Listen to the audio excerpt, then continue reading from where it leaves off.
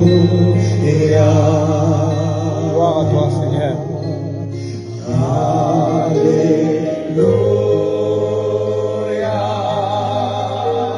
Chantez avec moi.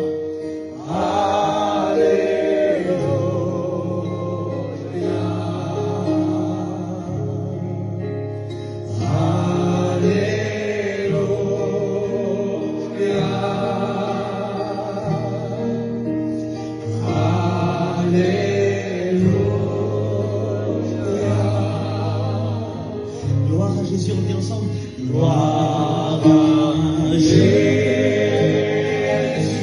Amen. Alléluia. Gloire à Jésus.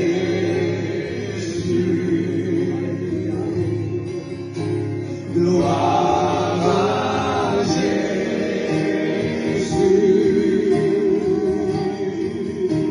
Gloire à Jésus.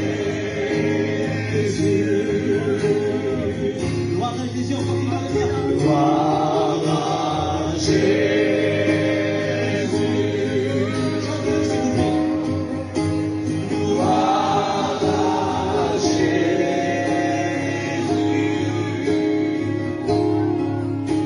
Gloire à Jésus.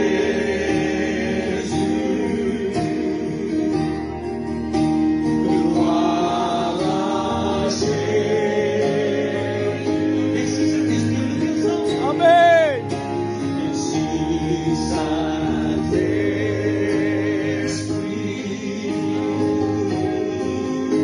Merci Saint-Esprit.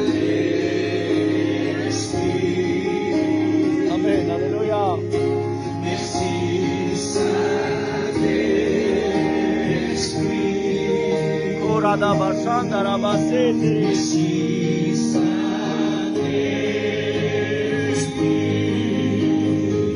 Alléluia.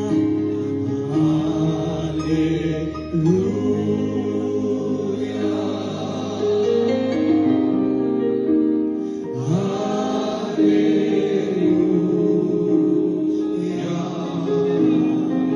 D'un même cœur.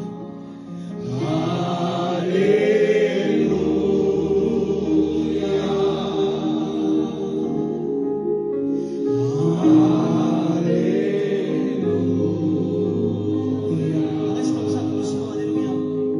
Gloire à Jésus. Gloire à Jésus. Vous sentez sa bonne présence, alléluia. Gloire à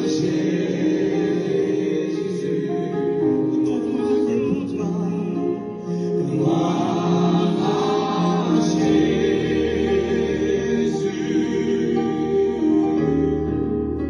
Gloire à Grace Israel. Spirit. Devla balaras tona papa.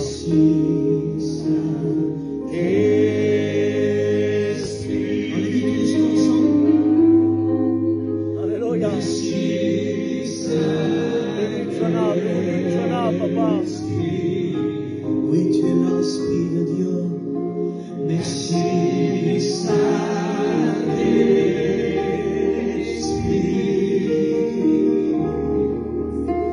Merci, Saint-Esprit. Que ça soit que l'Église qui le chante. Est-ce qu'on peut dire ensemble cette parole? Merci, Saint-Esprit, s'il vous plaît. Alléluia. Dites-le. Merci, Saint-Esprit.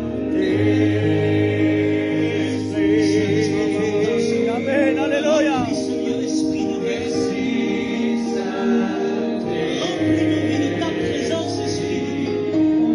Car sans toi, nous ne pouvons rien faire. Remplis-nous de toi, Esprit de Dieu. On continue comme ça, chantez-le, chantez-le, chantez-le, chantez-le. Gloire à Jésus, ensemble.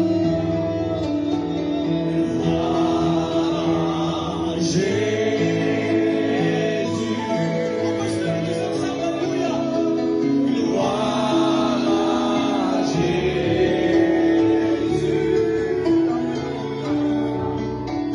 Gloire à Jésus.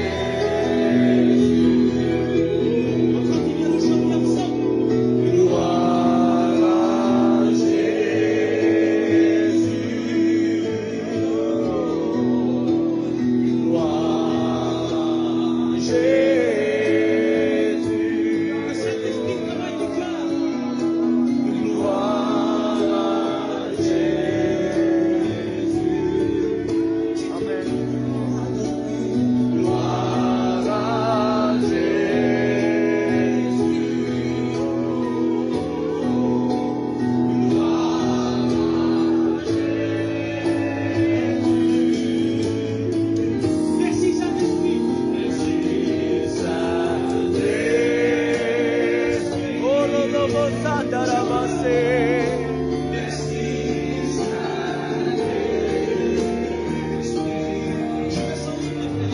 Amen, alléluia.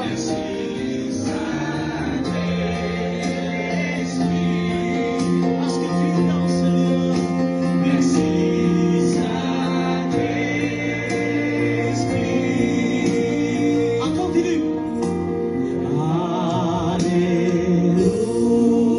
Alléluia.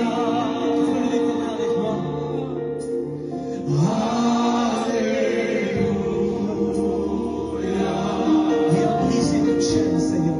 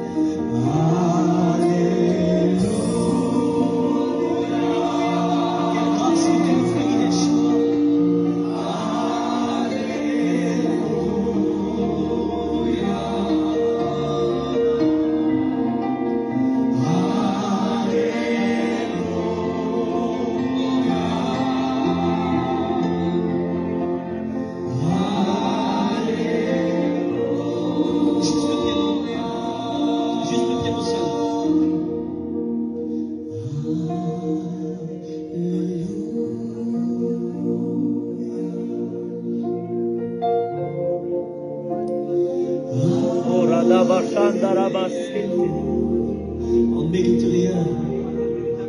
Et tu nous as tout donné par grâce. Alléluia. Je ne mérite même pas d'être ici ce soir. Mais tu nous as fait grâce, Yeshua. Tu Alléluia. as effacé nos péchés. Parce que tu t'es donné entièrement pour nous, Jésus. Tu es monté sur cette croix. Tu n'as pas dit non, ma volonté, mais ta volonté, Père. Tu savais la souffrance que tu aurais dû endurer pour nous. Et tu n'as pas dit non. Tu l'as dit oui. Tu l'as fait pour nous. Pour que nous soyons sauvés pour l'éternité. Et la vie que tu nous as donnée commence ici-bas sur terre. Et elle va jusque dans l'éternité, dans ton royaume. Alors nous voulons chanter de tout notre cœur pour t'adorer, Yeshua. Encore une minute de Alléluia. Gloire à Jésus, on le dit ensemble. Gloire à Jésus.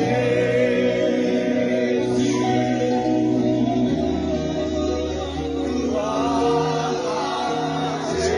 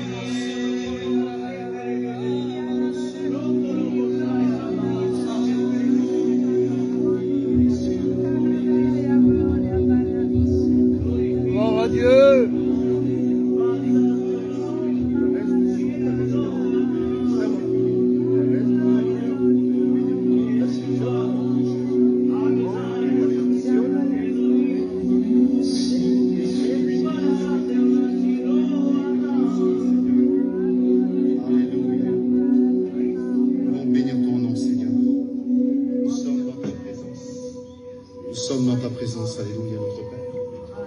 Merci Seigneur, merci Père éternel. Merci glorieux Saint-Esprit. Alléluia.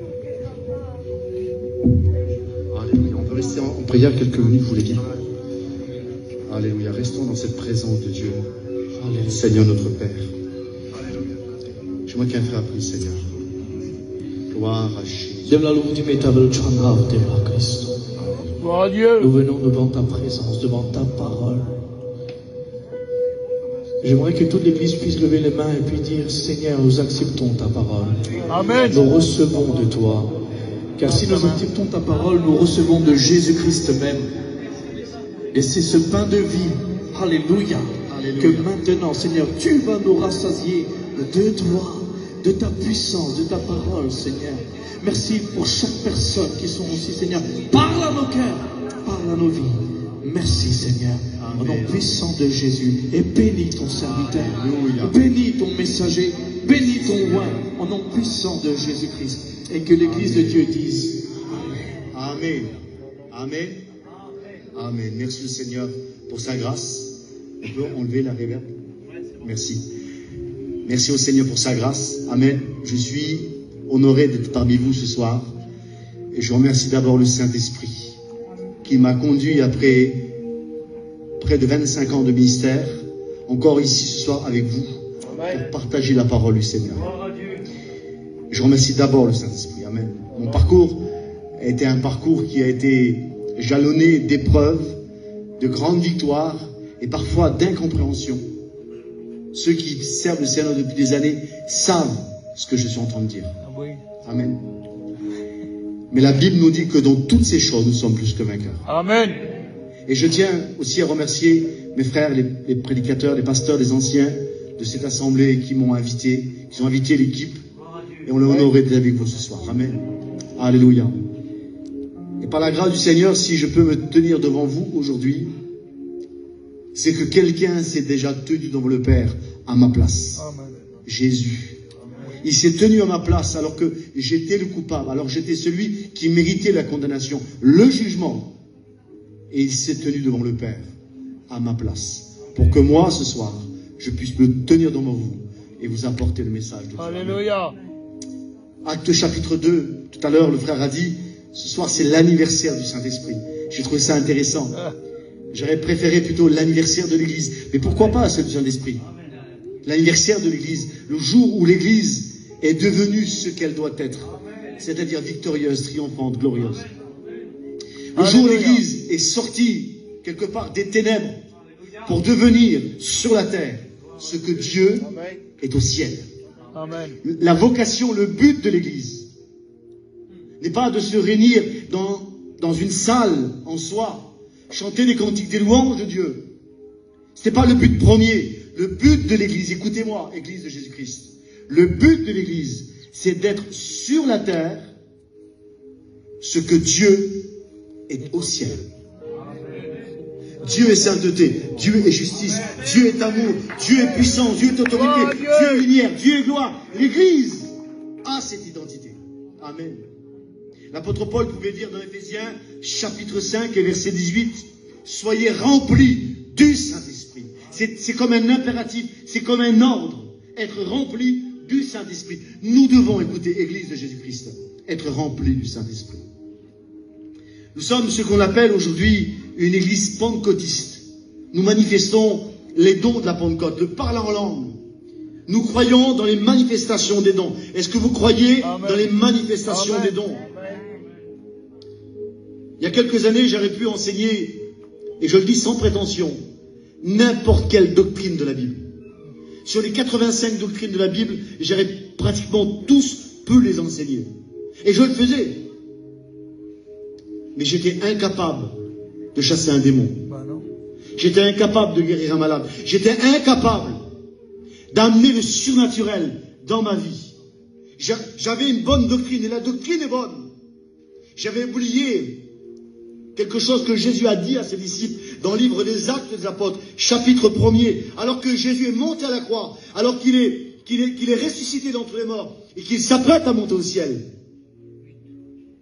Actes, chapitre 1er, et verset 8, il leur dit, restez à Jérusalem. Vous allez rester à Jérusalem. Il y a peut-être une incompréhension. Parce que lorsque je reçois Jésus dans ma vie, j'ai pas envie de rester à Jérusalem. Lorsque Jésus vient me rencontrer et je suis guéri de ma maladie, lorsque je suis changé, transformé de l'intérieur, j'ai pas envie de rester à Jérusalem. J'ai envie d'aller à l'extérieur et de faire connaître Jésus. Et c'est bon ça. Amen.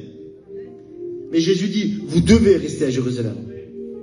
Vous devez rester à Jérusalem et vous recevrez une puissance, le Saint-Esprit survenant sur vous et vous serez mes témoins. Et Jésus souligne, à Jérusalem également, dans la Judée, dans la Samarie et jusqu'aux extrémités de la terre.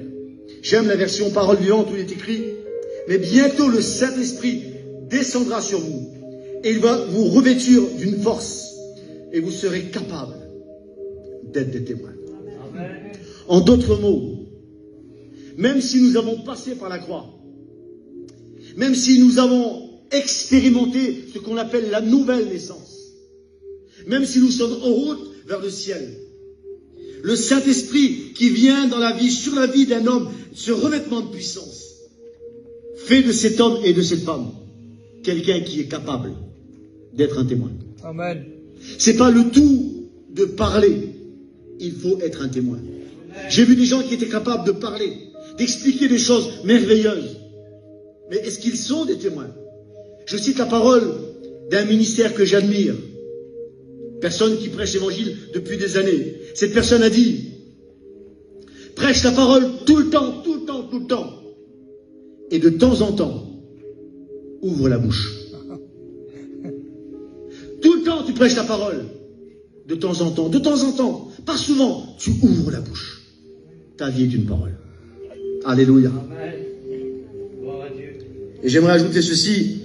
Si le Saint-Esprit ne vient pas sur toi, tu ne peux pas être véritablement un témoin. Voilà. C'est pas possible.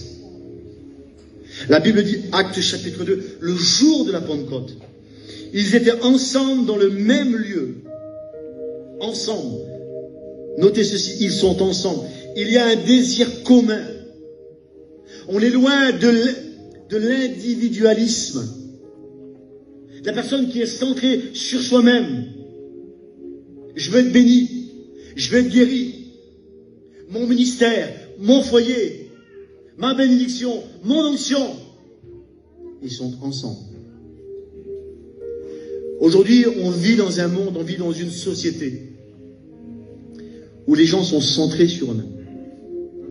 J'aimerais vous rappeler que le don du Saint-Esprit que Dieu donne aux hommes, c'est pour qu'il devienne une explosion autour de nous. Pour qu'il se déverse autour de nous. Par une vie. Alléluia. Et la Bible dit que tout d'un coup, il y a un bruit comme celui d'un vent impétueux. Et il remplit toute la maison où ils étaient assis. Et des langues semblables à des langues de feu leur apparurent, séparées les unes des autres. Et ils se posèrent sur chacun d'eux. Et ils furent, écoutez, ils furent remplis du Saint-Esprit et se mirent à parler en langue. Notez ceci, ils furent d'abord remplis. Et ensuite ils parlent en langue. Tu dois être rempli du Saint-Esprit. J'ai vu des gens parler en langue, moi, mais ne pas manifester la vie de l'Esprit. Je vais vous donner un témoignage. Je ne sais pas si ça vous fait rire ou pleurer, je ne sais pas. Mais en tout cas, il m'a fait réfléchir. Il y avait une personne de ma famille, je vous parle de ça il y a de nombreuses années. Cette femme, elle venait dans toutes les réunions. Et à chaque réunion, chaque fois qu'il y avait des cantiques, à chaque fois qu'il y avait un peu de musique ou une prédication, eh bien cette femme se mettait à hurler dans la réunion. Elle pleurait, elle pleurait. Et à l'époque, je ne sais pas si ça existait, les maquillages waterproof. Je ne sais pas si ça existait. En tout cas, après la réunion, au lieu d'être maquillée comme ça, elle était maquillée comme ça. Et tout le monde a regardé, ceux qui ne la connaissaient pas, disaient, mais quelle femme bénie. Chaque réunion, on dit, cette femme, elle est remplie. À la limite, on l'enviait. Mais nous, on la connaissait. C'était une alcoolique. Elle rentrait à la réunion, elle repartait, elle buvait 1 litre de whisky ou 1 litre de rouge. Tout ce qu'elle avait, elle le buvait. Elle pouvait pleurer autant qu'elle voulait. De quoi es-tu rempli? Église, de quoi es-tu rempli? Individuellement, ma soeur, mon frère, de quoi es-tu rempli? On veut être des témoins. On veut prêcher l'évangile. On veut que nos familles se convertissent. On veut que nos bien-aimés expérimentent le salut. On veut que nos fils et nos filles soient sauvés. Il y a quelqu'un qui a dit Amen. Je ne sais pas si ça vous intéresse, hein.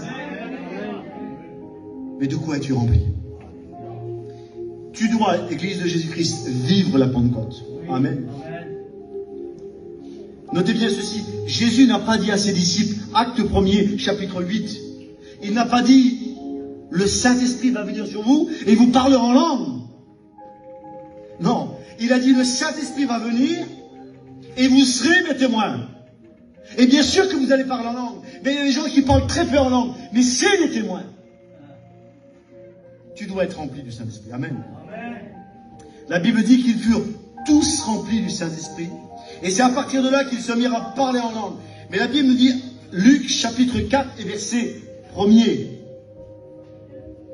Luc 4 1er. La Bible dit que Jésus également fut rempli du Saint-Esprit.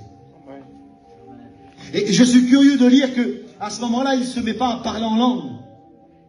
Alors que Jésus est rempli du Saint-Esprit, il ne se met pas à parler en langue. Mais la Bible dit, écoutez bien, acte 4 1er, Jésus rempli du Saint-Esprit, revint du Jourdain et il fut conduit par l'Esprit. Tout le monde dit Amen. Combien pensent que quand on est rempli du Saint-Esprit, on est conduit par l'Esprit?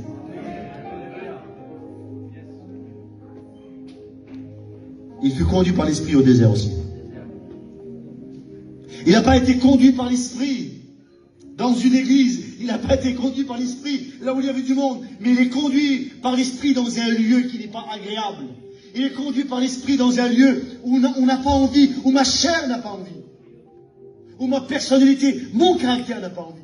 Lorsque je suis conduit par l'Esprit, il y a quelqu'un à l'intérieur qui pilote le véhicule. Et c'est plus moi. Amen. Il y a un pilote à l'intérieur. Et ce pilote, c'est le Saint-Esprit. Alléluia. Et quand le Saint-Esprit pilote ta vie, mon frère, il peut parfois t'amener dans un désert. Et je dois vous avouer, moi, hein, j'aime pas les déserts. J'aime bien le sable, mais avec la mer à côté. Vous voyez, vous êtes comme moi. Hein. Mais le désert, quand il n'y a pas la mer, ça ne m'intéresse pas. Mais lorsque le Saint-Esprit pilote ta vie, il peut t'amener dans un désert. Amen. Et j'aimerais vous poser une question. Est-ce que nous donnons le droit au Saint-Esprit de nous amener dans un désert? Amen. Bah oui.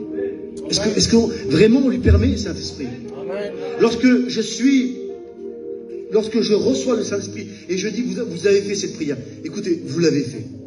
Et si vous ne l'avez pas fait, je vous invite à le faire. Et on dit, Saint-Esprit, conduis-moi où tu veux. Vous l'avez fait, hein?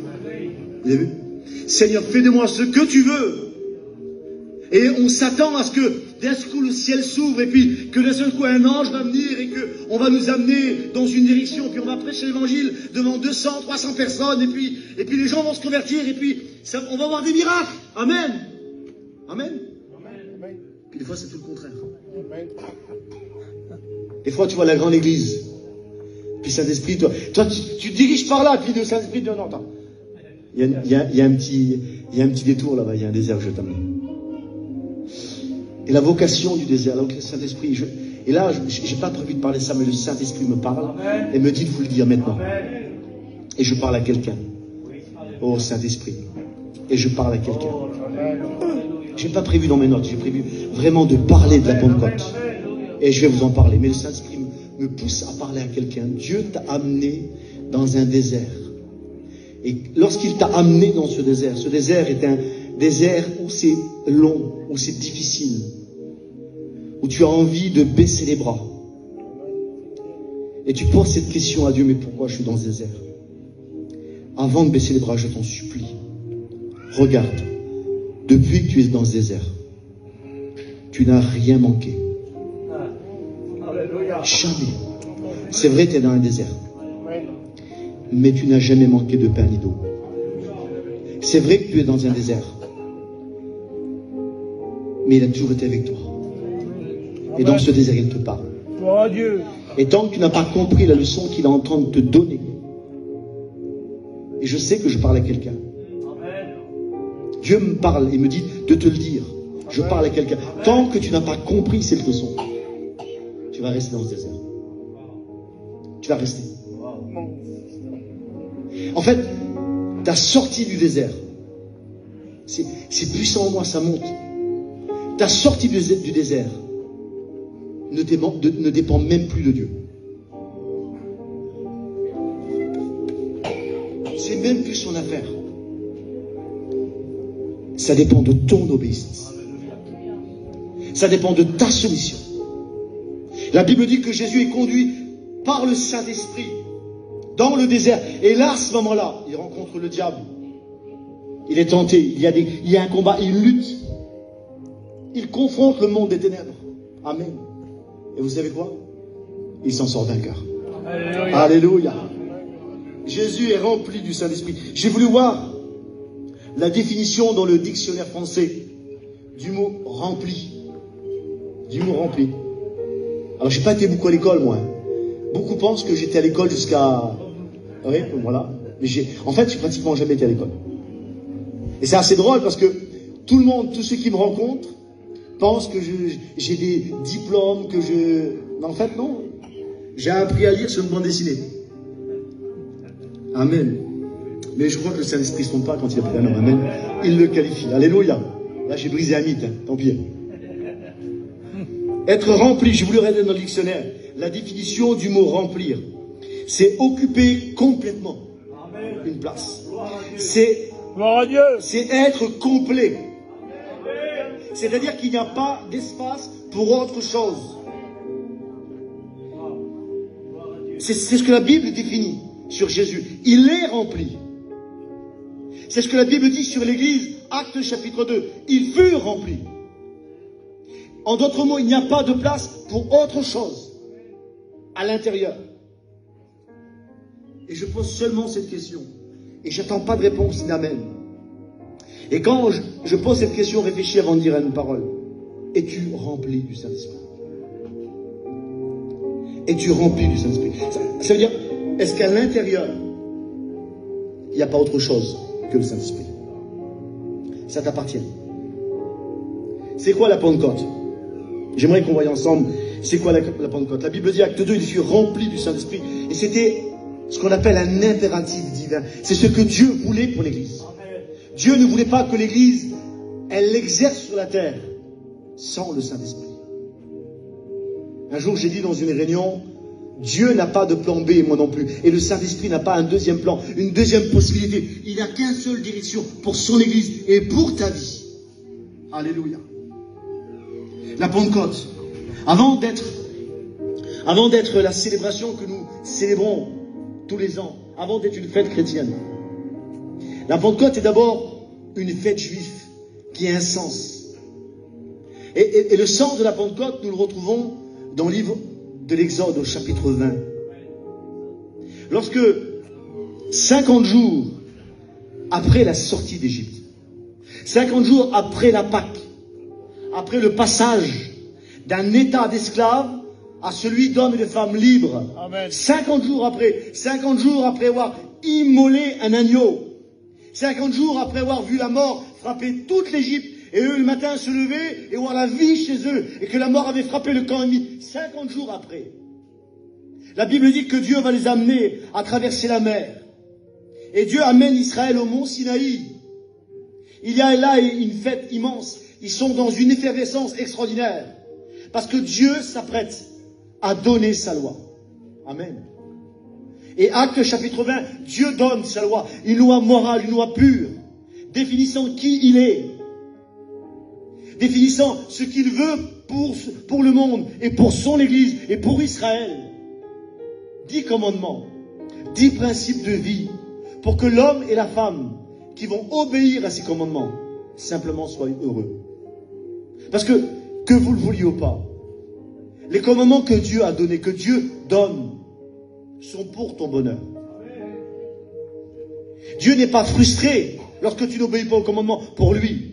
Dieu est triste lorsque tu n'obéis pas aux commandements, parce que lorsque tu n'obéis pas aux commandements, ça te rend malheureux. La loi est bonne. Amen. Amen. Mais lorsque Moïse reçoit ce jour, 50 jours après la Pâque, il reçoit ces 10 commandements. La Bible dit que le peuple Israël comme Moïse tardait, vont se détourner de Dieu, vont construire une statue, vont commencer à faire une idole, adorer un idole, et ils vont oublier tout ce que Dieu a fait dans leur vie. Moïse va constater, et Dieu va constater, que malgré le commandement que Dieu va leur donner devant les yeux, écoutez-moi, ils vont échouer. Et malgré toute la doctrine, malgré tous les commandements qu'on peut te donner, tous les principes qu'on peut te donner, tu es condamné à échouer. On peut te donner le meilleur enseignement de la terre. Te dire, ne t'habille pas comme ça, ne parle pas comme ceci, ou ne fais pas cela. On peut te donner une Bible même, et tu peux la lire encore et encore, mais tant que le commandement n'est que devant tes yeux, et pas ailleurs, tu vas échouer. Tu vas échouer. Israël se vantait, écoutez, Israël se vantait d'avoir la loi, d'avoir le commandement. Ils avaient toutes sortes de rituels, toutes sortes d'habitudes, toutes sortes de principes. Mais lorsque celui qui est l'auteur de la loi, l'auteur du commandement, la parole, Jésus, vient se présenter à eux, ils rejettent. La Pentecôte, c'est quoi? C'est le jour où Dieu vient graver sa loi, écrire sa loi devant l'homme pour que l'homme obéisse.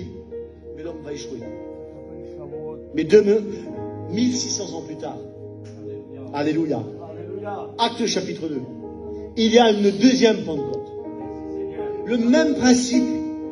Des hommes sont là. C'est pas seulement un homme, Moïse. Ce sont des hommes et des femmes. C'est une communauté. C'est l'église. Et Dieu vient avec le même feu. La même Shekinah. Celle que vous retrouvez dans Actes chapitre 20. Le même feu. Sauf que ce feu, il se pose maintenant sur des hommes. Pas sur des tables de pierre. Pas sur des écrits qu'on va lire. Mais à l'intérieur des hommes et des femmes. La Pentecôte, c'est ça. C'est lorsque Dieu vient écrire sa loi à l'intérieur de toi. Alléluia. Et c'est toi, elle te change, elle te transforme de l'intérieur. Jérémie, chapitre 31, les versets 33. Mais voici l'alliance que je ferai avec la maison d'Israël après ces jours-là. Après ces jours-là, dit l'Éternel, je mettrai ma loi aux deux dans deux. Je l'écrirai dans leur cœur et je serai leur Dieu et ils seront mon peuple. Après ces jours-là. C'est quoi ces jours-là? Après la Pâque. Après la résurrection. Il y a beaucoup de personnes qui ont expérimenté la Pâque. Ils ont expérimenté le salut. Mais n'ont pas laissé la loi de Dieu se graver, s'inscrire dans leur cœur. C'est quoi vivre la Pentecôte? J'avance un peu. Vous me permettez d'avancer encore quelques minutes? C'est quoi vivre la Pentecôte? La Pentecôte, c'est ne plus dépendre des circonstances terrestres. Alléluia. La Pentecôte, ce n'est plus dépendre des circonstances terrestres. La Pentecôte, c'est vivre le surnaturel. Et là, on peut dire Amen. Amen, amen. Juste après la Pentecôte, Acte chapitre 3. Il n'y a pas de programme de réunion ce jour-là. Rien. Tu l'as dit tout à l'heure, t'as rien marqué. Il n'y a pas de programme de réunion. On se rend ensemble, on va prier. Toi, moi, on va prier. Au temple. Simplement. T'as pas prévu de cantique, moi non plus. J'ai pas prévu de prédication. On va seulement prier. On va au temple prier. Simplement. Là, il y a quelqu'un qui est là. C'est un boiteux. Avant la Pentecôte, on devait donner de l'argent. Parce qu'on a bon cœur. On est chalès, on est généreux. Amen. Mais quand la Pentecôte, quand on vit la Pentecôte, moi je suis sûr que Pierre et Jean avaient de l'argent dans la poche. Certainement. Mais lorsqu'ils disent à cet homme, nous n'avons ni or ni argent, en fait on a quelque chose de plus grand, de mieux que ça. J'ai rien contre les actions sociales et je crois que l'Église est appelée à le faire. Amen, amen. Je crois que nous sommes appelés à aider les malheureux, à tendre la main vers les pauvres. On le fait. Mais lorsque je vis la Pentecôte, je n'ai ni or ni argent. Mais ce que j'ai, je te le donne. Au nom de Jésus. Lève-toi et marche. Au nom de Jésus. Ma soeur, mon frère, tu dois vivre la Pentecôte. La Pentecôte, c'est ton appel. C'est le Saint-Esprit qui vient habiter, te revêtir et faire de toi un témoin authentique. Amen. C'est quoi vivre la Pentecôte? Vivre la Pentecôte, c'est comprendre cette parole que Jésus a prononcée à la croix. Tout est accompli. Vivre la Pentecôte, c'est comprendre le tout accompli de Dieu dans ma vie. C'est comprendre que je ne dépends plus des circonstances. Et c'est surtout ne plus aller vers Dieu pour réclamer une bénédiction qui est déjà à moi. Amen. C'est comprendre que je ne vais plus aller vers mon Père, lui demander de me bénir sur une chose qu'il m'a déjà donnée. Amen. Éphésiens, chapitre 1er et verset 3. Le Père qui nous a bénis, il a cité le frère, de toute bénédiction spirituelle. Nous sommes, nous, l'Église bénie. Vivre la Pentecôte, c'est comprendre que je suis dans cette dimension-là, où je suis béni, je suis un homme béni, je suis une femme bénie, et je vis le surnaturel. J'aimerais terminer maintenant avec une application très simple. Comment vivre la Pentecôte? Alléluia. Comment la vivre, la Pentecôte? Quand je lis Actes chapitre 2, j'ai noté 2 éléments qui, pour moi, à mon sens, sont fondateurs pour vivre la Pentecôte dans ma vie, pour que l'Église vive la Pentecôte. Le premier élément, et je dois avouer que c'est ce que j'ai pu constater dans la vie de beaucoup de chrétiens, dans bien des églises que j'ai pu traverser, où j'ai vu des hommes et des femmes qui suppliaient Dieu. Seigneur, je veux vivre le surnaturel, je veux vivre le miraculeux, je veux voir ta gloire dans ma vie. Et faire toutes sortes de prières, mais rien se manifestait. Le premier élément qui va amener dans nos vies la Pentecôte, c'est pas la prière. Ça peut vous paraître aussi étrange que ça. Je ne dis pas qu'il ne faut pas prier, mais ce n'est pas le premier élément qui amène la Pentecôte. Parce que Actes chapitre 2, la Bible dit ils sont assis. Et selon ce que j'ai cru comprendre, c'est des Juifs, et les Juifs ne prient jamais assis. Donc on peut éventuellement penser qu'ils n'étaient pas forcément en prière. La Bible ne dit pas. La Bible ne dit pas qu'ils priaient, la Bible ne dit pas qu'ils ne priaient pas. Mais le point est le suivant. Ce n'est pas le fait de prier, de supplier qui amène la Pentecôte. Le premier élément qui amène à vivre la Pentecôte dans ma vie, c'est l'obéissance. Amen. Jésus dit, Alléluia. restez d'abord à Jérusalem. Ils auraient pu partir de Jérusalem et aller en Samarie et prier, Seigneur, nous voulons la Pentecôte, nous voulons ce que tu as promis, nous voulons, Seigneur, et jeûner pendant 40 jours. Mais Dieu les attendait à Jérusalem. Il ne les attendait pas en Samarie, il les attendait à Jérusalem. C'est l'obéissance. Tant que l'obéissance n'est pas caractérisée dans ma vie, la Pentecôte ne vient pas. Tant qu'il y a dans ma vie des dimensions où je n'obéis pas complètement à Dieu. Et ça, c'est un défi pour chacun d'entre nous. C'est quelque chose qui nous paralyse, nous donne des retards. Parce que, je ne sais pas vous, mais moi j'ai un sale caractère. Vous pas, mais moi j'ai un très sale caractère. Et souvent, il m'est arrivé de négocier avec le Saint-Esprit. Ça m'est arrivé. Ça m'est arrivé où le Saint-Esprit me demandait quelque chose, et parce que c'était pas confortable. J'essayais d'argumenter pour moi je suis un chineur à la base. Voilà. Comment ça les choses sont faites. Et puis j'ai essayé aussi de chiner le Saint-Esprit. Lorsque le Saint-Esprit me montrait une direction d'obéissance dans ma vie, j'ai essayé de négocier. Et j'ai mis en avant ce que les autres faisaient comme un modèle absolu. Et le Saint-Esprit m'a ramené à la parole, me dit, mais ton modèle, c'est pas lui, c'est moi. Amen. Amen. Gloire à Dieu. Je vous donne une expérience. Et puis après, je vais terminer. Je vous donne mon expérience, c'est le dernier point, je termine. Il y a quelques années, j'étais en pleine négociation avec le Saint-Esprit. Parce que le Saint-Esprit me demandait quelque chose de personnel. Et moi, je voulais pas. Parce que c'est pas confortable. Parce que lorsqu'on obéit au Saint-Esprit, automatiquement, la case dans laquelle il va t'amener le Saint-Esprit, c'est le désert. Toujours.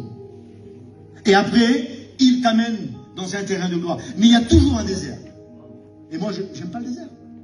Non, mais il faut dire la vérité. J'aime pas le désert. Et j'étais en mode négociation avec le Saint-Esprit, puis j'avais mis ce sujet-là de côté. J'étais en train de travailler chez une cliente. j'étais sur une échelle. Et moi, quand je travaille, j'ai toujours un baladeur MP3, j'écoute des cantiques, j'écoute des prédications. Et quand je suis en train de travailler, je loue le Seigneur, je parle en langue, vraiment, il n'y a personne autour, voilà, t'es comme moi, toi. Voilà. Et là, alors je suis sur mon échelle, dans le jardin, dans ma cliente, le Saint-Esprit me parle. Et le Saint-Esprit cite mon nom, et le Saint-Esprit me dit, David, si tu sépares dans ta vie ce qui est précieux de ce qui est souillé, alors tu seras ma bouche.